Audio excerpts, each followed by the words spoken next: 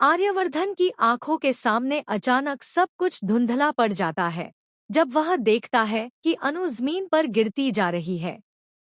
अभी कुछ पल पहले तक जो अनु मजबूती से खड़ी थी, वही अनु अब उसकी बाहों में बेसुध पड़ी है। उसकी सांसें तेज हैं, चेहरा पीला पड़ चुका है और माथे पर पसीने की बूंदें साफ दिख रही हैं। आर्यवर्धन उसे आवाज देता है, अनु, अनु, मेरी तरफ देखो। लेकिन अनु की पलकों में कोई हरकत नहीं होती। उस पल आर्यवर्धन के दिल में एक अजीब सा डर घर कर जाता है, ऐसा डर जिसे उसने पहले कभी महसूस नहीं किया था। चारों तरफ लोग इकट्ठा हो जाते हैं, कोई पानी लाने को कहता है, कोई डॉक्टर बुलाने की सलाह देता है, लेकिन आर्यवर्धन किसी की बात नहीं सुनता। वह बिना एक पल गंवाए अनु को अपनी गोद में उठाता है। उसके हाथ कांप रहे हैं, लेकिन इरादा बिल्कुल साफ है। वह अनु को कुछ भी होने नहीं देगा।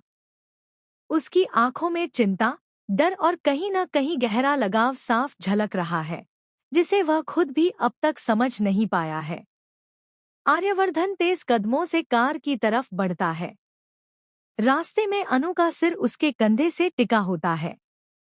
वह बार बार अनु का नाम लेता है, जैसे उसका नाम ही उसे होश में ला देगा।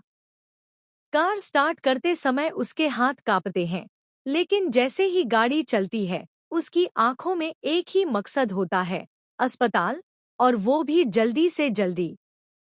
दूसरी तरफ अनु के दिमाग में अजीब सी तस्वीरें घूम रही हैं। अधूरी यादें, दबे हुए दर्द और कुछ ऐसे राज जिनका बोझ वह लंबे समय से उठाए हुए थी। अचानक आई कमजोरी ने जैसे उसके शरीर के साथ साथ उसकी हिम्मत को भी तोड़ दिया। वह बेहोशी की हालत में भी किसी अनजाने डर से जूझ रही है। अस्पताल पहुंचते ही आर्यवर्धन डॉक्टरों पर लगभग चिल्ला पड़ता है। उसकी आवाज में गुस्सा नहीं, बल्कि बेपसी होती है। प्लीज जल्दी कीजिए, इसे कुछ हो गया तो। वह अपनी बात पूरी भी नहीं कर पाता। डॉक्टर तुरंत अनु को स्ट्रेचर पर ले जाते हैं और इमरजेंसी वार्ड की तरफ बढ़ जाते हैं। आर्यवर्धन वहीं खड़ा रह जाता है, उसकी नजरें बस उसी दरवाजे पर टिकी होती हैं, जो उसके सामने बंद हो जाता है। वेटिंग एरिया में बैठा आर्यवर्धन खुद को कोसता है। उसके दिमाग में वही सवाल घूम रहा है, क्या अनु पहले से बीमार थी? क्या उसने कुछ छुपाया था? या फिर ये सब उस मानसिक तनाव का नतीजा है, जिससे